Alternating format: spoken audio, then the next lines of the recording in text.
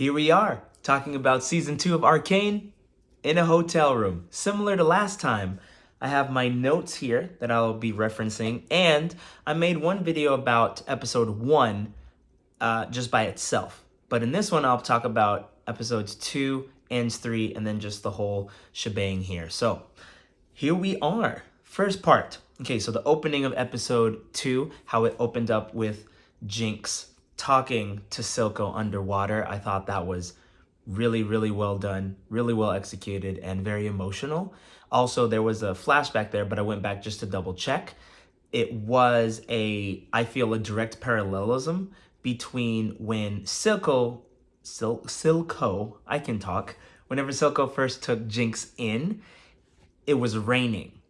And then during this chat right here, Jinx is talking with Silco and there's water around. I feel that water can mean many, many things, but I feel in this sense in particular, it means healing. And that's what it symbolizes here. So Silco, in the beginning when Jinx was younger, he was hugging her when it was raining.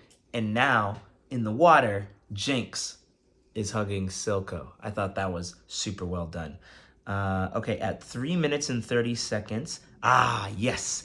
When they were showing Silco's council, basically, and they were showing the progression of them basically getting off or dead or whatever, however they ended up going. And I loved how they had the little scratch outs, as if Jinx herself was scratching them out if she was actually painting that. That was super, super cool. Ooh, at 4:16, when Jinx was walking through all of the different skirmishes, really well executed. And oh, yes, I think that reminds me of, I don't know if any of you have played Code Vein. I've played a bit of it, but I haven't finished it. It's a good game. I should get back into it. But there's this really cool facet of it after you are completing levels. You go through this memory lane sort of thing. I feel that there's another game that does this in particular, but I cannot place a finger on it. But as you're walking, you walk up this mountain path and you see a scene being enacted out. And it's just little ghost-like figures enacting this scene or this memory. And then you walk a little bit further and then you see this scene, memory enacted. This sort of reminded me of that, and I thought that was super, super awesome. When Jinx saves a little girl who we know as Isha in the credits if you see. Whenever Jinx took out those Zon goons, I think that was epic. She is super skilled with a Glock, by the way. Wild. Smeech telling Sevika that a bird without wings is just a funny looking rat. That made me laugh during that meeting where all of the people of the underworld and the different factions were saying, yo, we gotta be able to bond together because topside, if they don't stop, then we're not gonna be able to do any of our business down here. So we need to collaborate so we can actually fix that. Now, at 11:39, I feel just overall, this is a big theme throughout the entire show, that there's just this self-dissonance that so many characters have that they don't finish people off because they have all of these resurging feelings about families or ties or whatever. I get it, but I'll explain. So at 11:39, this is when Sevika was in Silco's office and Jinx was up in the rafters just hanging out. Sevika just got so mad and she picked up a bottle. She picked up a bottle and had the intention of just knocking Jinx out, but she didn't. You could just see her eyes. Also, well done to the animators, because the animators, the illustrators, everybody, because you could just see all of that feeling and emotion in Sevika's eyes as she was just pondering whether or not to actually strike Jinx. And she didn't, because when it comes down to it, they are family. So that theme of just Sevika wanting to do it and then not actually doing it. 13:25. Victor is alive. Now, I think it's wild that, of course, that the Hex core and the Hex energy, the arcane magic that is Hex, interwove itself into Victor and is now a literal part of him. Now, when I thought that he got resurrected, there would be some general warm feelings towards Jace, because Jace was super excited, obviously. He was saying, yes, Victor, you're alive, thank goodness. Victor was just going, man, I thought I told you to destroy it. I was going, dang, there is just no warmth at all. Victor is just done. And Jace was saying, hey, you know, I used it to keep you alive, and I'm not exactly sure what's happening, but hey, let's get to the bottom of this so we can figure this out. And that coldness, I thought, was strange. I guess it makes sense still, but all the same, there was just no warmness of, wow, it's good to see you again after I was in stasis. And I guess that Victor might not have known about the passage of time, which is super fair, but he was just cold. And I don't know if that was just a mix of the Hex within him, as well as Victor just being distraught that the Hex tech was used to keep him alive and not destroyed, because they said I was supposed to be dead. And I also wonder, because the Hex core is inside Victor now, even though Victor might have not known the passage of time, does Victor now feel whenever Hex arcane magic is being used in any capacity, whether that's in weapons or if that's down below in the underground or wherever? Does he now feel that, and he sees that there is Hex tech being used for weapons that they said that they wouldn't do? Thought that was interesting, and that might have attributed to Victor not feeling any warmness towards Jace. Now, Heimerdinger, look at my typos out here in these streets. Looking at the leaf down below, I forgot the note that I put with that. Okay, but anyways, I'll just keep going. At 1827, I thought it was super funny whenever Heimerdinger and Echo were sneaking back into the lab. Heimerdinger was using all these code words and everything, and Echo said, hey man, it's only effective if both people know what the code words mean. I thought that was really funny. 2156. When Victor was walking after he had left Jace, because he said, our paths diverged a long time ago, fam. That's it. We done. He said, where are you going? He just left. But at 2156 in particular, there's a shot of when Victor was walking through the underworld and had that tilted... Man, I wish I would have researched this before. There's a particular word for it if you film sideways. I think it starts with a D. It's a film term, but I don't remember it. But I'm trying to do these raw, so... But yeah, anywho, the shot was tilted, and I thought that was so sick and just made you feel that unsettledness that the tilted shots elicit whenever filmmakers do that. I thought that was incredibly sick, and that went so hard. Also, I think that's wild that Victor, in his disciple god mode, basically, is able to see things. I wasn't sure if that was just... Because we keep seeing, or hearing rather, Sky talk to him in his mind and lead him places. So he keeps on seeing these little footsteps. So at first I thought it was just him seeing remnants of the people who were affected. But it seems that it was more of a guide showing him this is where you need to step and this is where you need to go to carry out what you need to do. Thought that was interesting. 2336. I think it's really awesome how the Jinx face graffiti thing is prevalent throughout the whole entire series, really. It almost seems in some parts that this is from Jinx's pure perspective in a sense, because you see all of the, the monkey markings and and it all glitches out and it shows those graphics.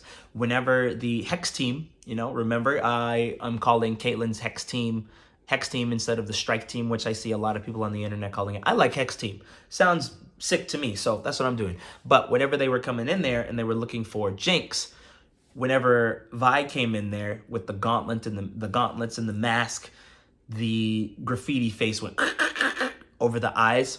Thought that was super sick. 24-29. Now, this is where that theme comes in again, that Jinx was on the rafters again. She likes being up in the rafters, but she was looking at Vi because Vi was looking at the goggles. And Jinx had the shot. She was ready to go, but there's that dissonance again of actually not being able to go forward with it and not being able to actually pull the trigger. Because obviously, for good reason, because they're sisters by blood, and they say throughout this whole endeavor now that we're not sisters anymore, but we are sort of, and they got beef now. But below everything, with the foundation of everything, they are still sisters, so they still struggle to do that. But it's a theme that constantly happens. Yes. I also found it really funny during that scene, because this is after Jinx had made the arm for Sevika.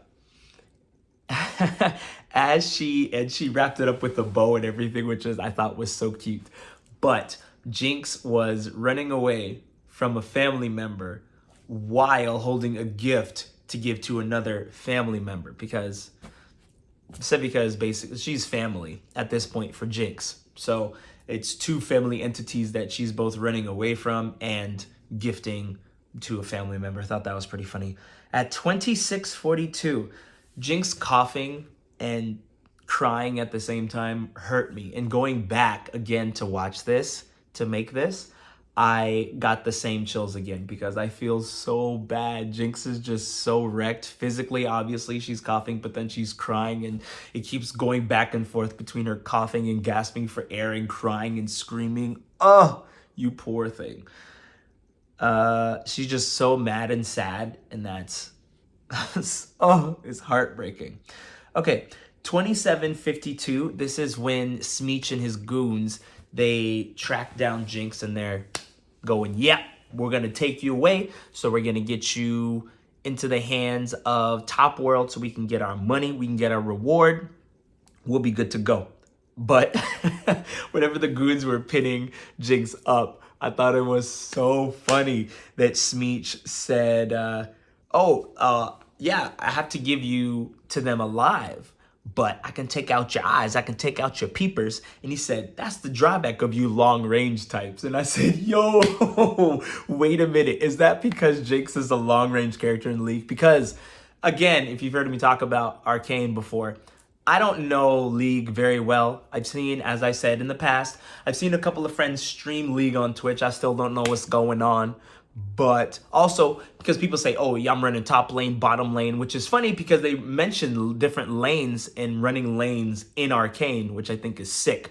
But anyway, I looked it up, and Jinx is in fact a long range character in League. So Smeech saying that's the drawback. Eyes are the drawback of the long range types, I thought was so funny. Also, why is Smeech's robotic suit so cracked? Homie's got the arms he can extend so he can be all tall like a normal human, and a normal human height, and he's got the claws and the spinny things. Homie is cracked. Okay, so 28:34. This is one of the hypest fight scenes I've ever seen in anything. This was when Sevika came and she got the Glock that Jinx had dropped whenever she got clocked. Bars. And Jinx comes over and she tosses the arm to Sevika, and then Sevika takes the gun, tosses it to Jinx, and then Jinx catches it and bop bop. Dog. That scene was so hard. It's not even funny. And then the song, Renegade, yo, that song went on loop literally the next day after I saw that episode. That song was just on repeat. And then I hit the gym and I felt so powerful. That song is so good. But yeah, that whole fight scene and the sync ups with the shots and the punches. Oh, so good. Okay. And then the whole process of Sevika learning, well, installing the arm that Jinx made her and using it, and Jinx teaching her how to use it, just going, yeah, you gotta pull it. Oh, it was so good. And then the arm itself is just so Jinx with all the randomness of the drawings and the whole very whimsical, very dangerous, but very whimsical machinery installed on it. And then as she was scrolling through and doing the different things, the fact when the boombox came out and in the middle of battle, Jinx is just going, just jamming, and Sevika's going in a very just really Jinx, and Jinx just going, yeah. So good. All right. Okay, so yeah, the arm that Jinx built is wild. And then because Smeech had told Sevika, yeah, a bird, because Magpie, you don't do too much these days, and that's a bird. So saying that, a bird without wings is just a funny looking rat. And then Sevika hit Smeech with the, who's the funny looking rat now? I said, dang, bars, yo. Bars. And also, along with the fact that they do a lot of the I'm not able to actually finish you off sort of thing, they do a lot of the callbacks that a lot of people say one thing and then the other person that they say it to ends up turning it around back to them. There are a lot of Uno reverses in this show. A lot. There's another one. I have it in my notes where that happens again. I don't remember off the top of my head right now, but it's in here. We'll get there. Okay, at 34:03, that's when Victor is just Hex God Man, just and making people all healed up. That's wild. I'm very excited to see what his arc is going to yield and how he's going to help with that.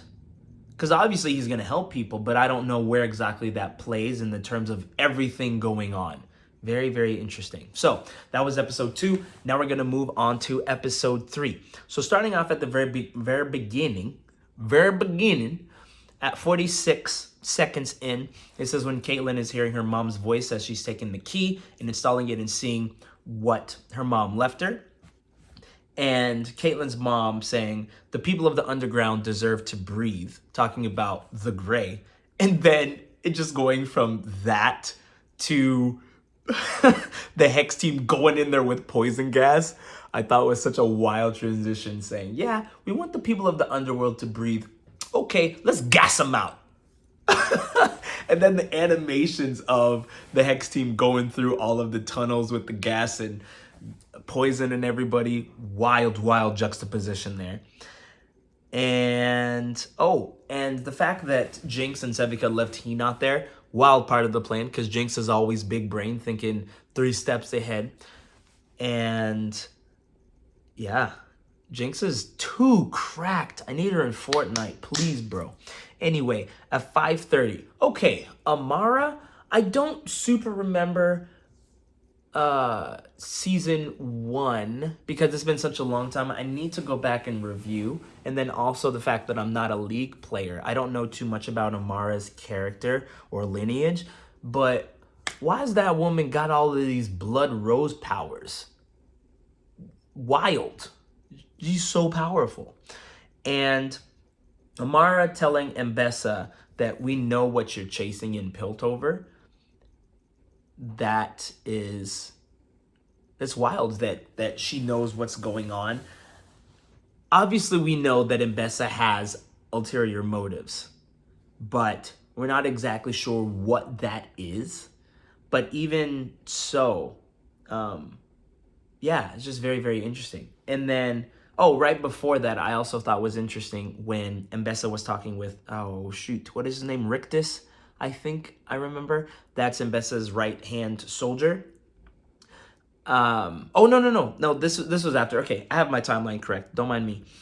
But after that attack, and then Mbessa, bah, stabbed her and took Amara out. Rictus asked her, hey, is it time we involve Mel? And Mbessa said, nah, she's better as our enemy. But by that, I know Mbessa is saying that she just doesn't want Mel to be intertwined with all the things she does, because even though we don't know the exact plan, Mbessa, I know, oh, there goes the fridge. Mbessa knows that she still wants, I know she still wants Mel as a daughter, and she doesn't want to completely estrange her, especially after losing her son, but she's still wanting to protect Mel. So I'm pretty sure it's one of those things that's going to turn out to be, Mel's going to go, Mom, why did you do this? Daughter, I had to do this to protect you. I did it to protect you, but you didn't have to do that. I needed to do that. Sort of thing. I think that's how it's going to go. At 7:57, Vi saying to Caitlyn that my sister is gone. It's only Jinx now. This is the first time that, correct me if I'm wrong, but I believe that this is the first time that Vi is acknowledging that Jinx is Jinx and Powder is no longer Powder. It's just Jinx. That at this point, Vi says, nah, man. Nah, you're not my sister now. Even though, as seen later on, that Vi still has restraint for wanting to take Jinx out. Okay, so at 8:27, oh, Caitlyn and Vi kissed. Finally, let's go. Love to see it. 11:35, Lest. She is a crazy character. Wild character. I'm so very interested to see more of her and the role that she plays. She seems to be an intermediary type. Obviously, she's on Mel's side because she's telling her everything that Mbessa and Salo said. But it seems that she's still on her own team. Sort of in the same vein that I picture Team Dark and Sonic Heroes. I loved that game. That's one of my favorite games. But I feel that just Shadow and Rouge and those type of characters, they're sort of in the camp of, yeah, I'll help you if as long as it benefits me. I'm not really a hero. I'm not really a villain. I could be swayed, but I'm gonna do me in the end. That's what it seems. That's how it seems that Lest is. So, very, very, very interested in that. At 13:37, I thought it was really funny how Jace was giving Echo the descriptions of how Wild Rune works, and he was saying, "Pass me a tome, pass me a tome." See, you sighed there. That still got the what you were trying to say across. I thought that was really, really cool how he was instructing that. At 18:52, this is when they were going down underground to the Hex failsafe area, that I thought it is really wild that they put the failsafe down there where it could affect everybody under the surface, as Echo had said. And Jay saying, well, that's kind of what we had to do, which, yeah, it does suck. I understand why he did it, but yeah, it's very unfortunate. And at 18:52, the Hex thing really did not like the arguing at all. That's when it just went. And man, even as I was watching this, there's another show or movie that something similar like this happens, when just time is getting all distorted with a certain thing. And I don't remember what show or movie it is, and it's gonna bug me until the end of time, but I don't remember. Okay, in 1906, Jinx telling Vi, you finally got the name right, because Vi said, Jinx. Jinx said, yep, that's me.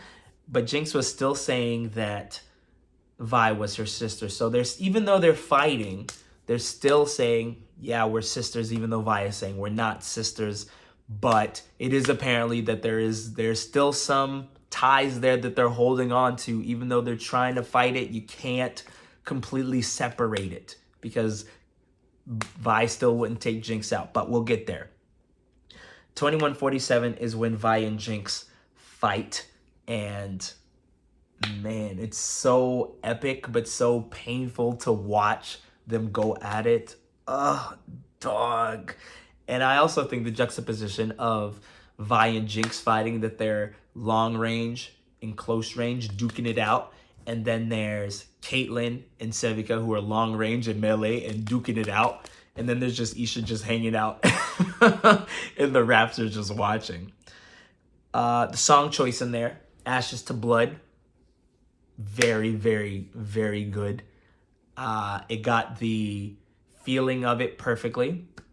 And then also the fact that the song is called Ashes to Blood, I think is, if you think of a phoenix, for example, how a phoenix rises from the ashes, and then let's say if a phoenix gets killed, that'll be blood, and then the blood will turn into ashes sort of thing. So I kind of feel that that song was, and I wonder also, now that I'm thinking about it, with these particular songs, I know it's different for every production, but I wonder if the artists got an inkling of what was happening, or if maybe the people behind Arcane told the artist that they wanted to work with, hey, this is the theme, or I want you to put this wording or this phrase in somewhere. I really wonder, because it works so perfectly well, or if the artists saw glimpses and pieces of what happened and then formed the songs around it. Everybody has different ways of how they create music, but I'm just wondering if it was the chicken or the egg sort of thing.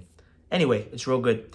So it was bonkers how the Hex rune, the wild rune, was getting agitated, and it was messing with Vi's and Caitlyn's weapons because it was disturbing the balance. And again, I know there's a show or movie or something where something similar like that happens, and I don't remember what it is, that something affects everything, and it's just this cascading snowball effect of things not being able to work. I don't remember what it is. I don't remember. But the transitions between Jace and Heimerdinger and Echo, and then the fight with Jinx and Caitlyn, I think, Jinx and Vi and Caitlyn and Sevika, was super well done. Just that back and forth, that ping pong, very well done.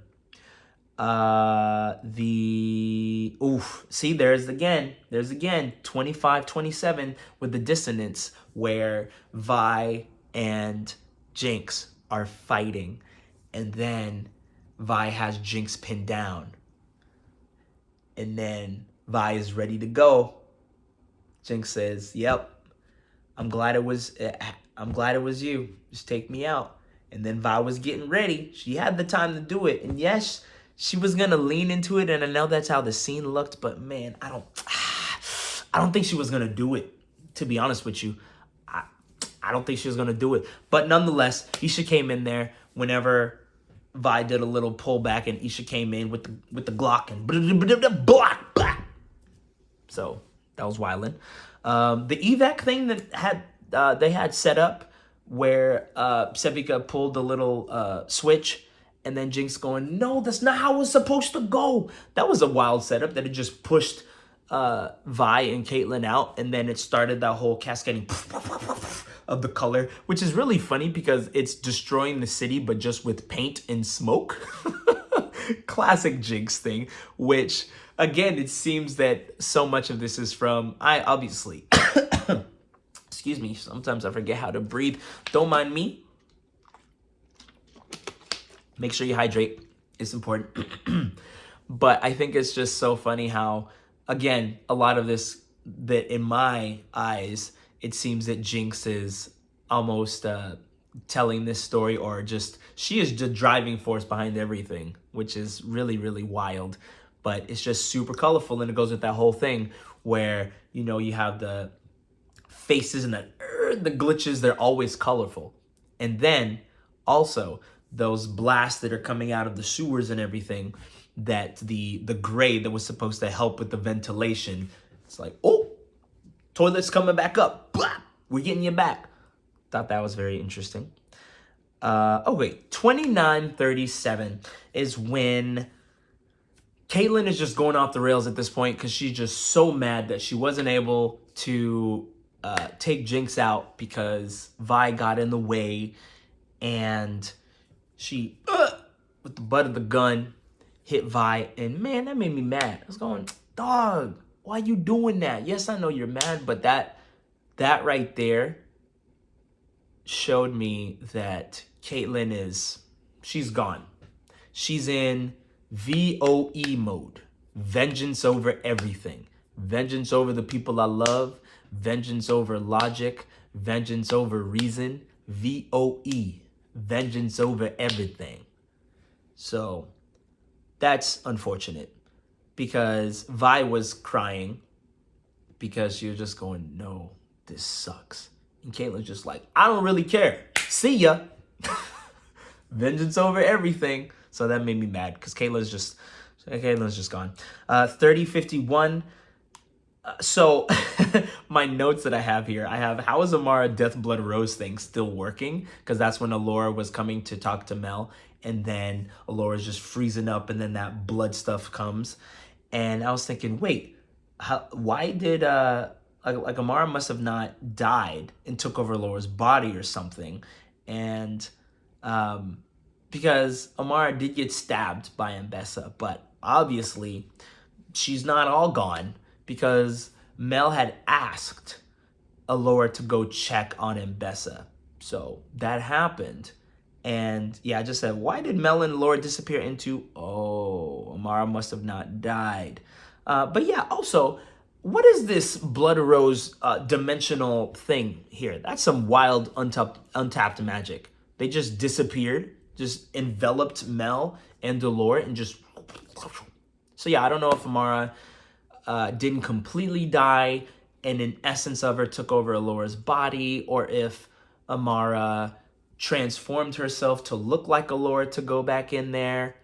Not sure what's happening, but we're going to find something out in the next part, hopefully. 33:33, and Mbessa said Caitlyn during that whole bop, bop, bop in the rallying of all the Piltover neighboring communities and factions and everything. I thought Mbessa was going to say herself that she wanted to nominate herself to lead this humongous revolution and battle to take back what's theirs and get all the vengeance. But she said Caitlyn. She said Caitlyn. Now, there's this whole thing with Rictus that is... Okay, so yes, it is Rictus who is Mbessa's right-hand soldier, bodyguard, as I've also seen on the internet. At 34:21, there was a flashback where Rictus met with... Wait, I have meeting with Singed, but did I mean... I think I meant Rennie. I meant Rennie. Yes, not Singed, Rennie. Rennie is the person who had the things that led the main attack during the memorial.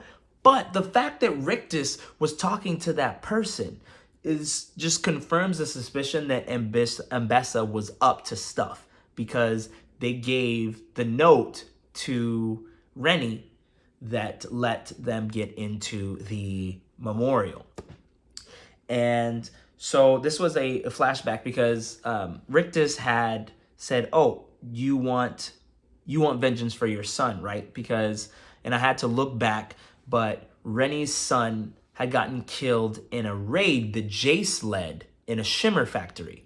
It was an accidental death that happened. So obviously Rennie was mad and wanted vengeance.